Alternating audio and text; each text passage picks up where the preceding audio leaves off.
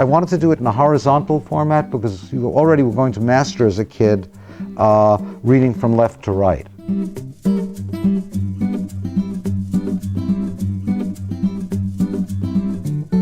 When you're a little bit older and you've mastered some of that, you can deal with left to right and top to bottom, like you have to read in English. But it's all arbitrary. Ask any Chinese or Hebrew reading kid which direction they read in.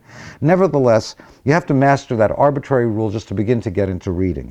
If you have a series of pictures that in and of themselves have a certain logic being looked at from left to right, you're going to instinctively start tracking them that way to spot the changes from picture to picture and go from left to right.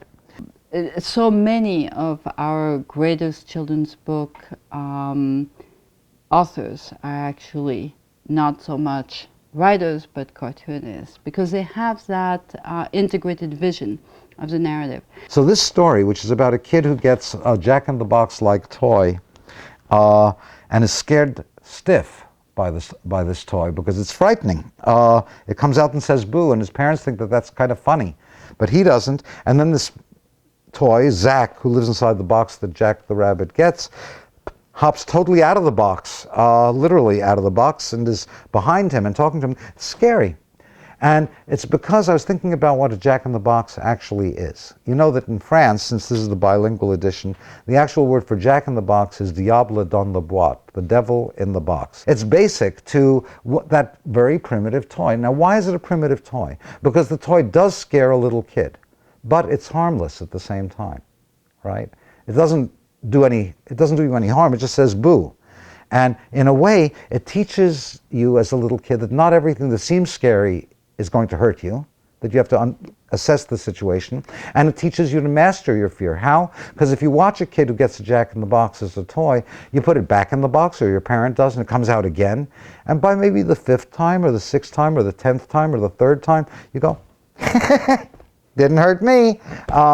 And then you begin to actually look forward to the thing coming out of the box, and you go, ooh, again, again. So using that model, I have this story that feels a little scary. It's not condescending to the kid. It allows the kid to respond and go, ooh, that creature is not so cute. There's something a little bit, less than fuzzy, touchy-feely about that little green, grinning screwball. And yet, what does this book do? It acts like a jack-in-the-box. It allows you to master your fear by closing the jack-in-the-box and opening it up again and letting it say boo to you. So you don't master your fear by avoiding something fearful. You avoid feeling afraid because you begin to take pleasure in the spectrum of things that a book can offer by looking at it over and over again. And everything, of course, is age appropriate. This wasn't something like, and then the jack-in-the-box comes out and it carves your mommy and daddy up into small pieces and eats them. It's not like that. It's very, very little hints, because kids are very good at picking up the full spectrum from smaller bits.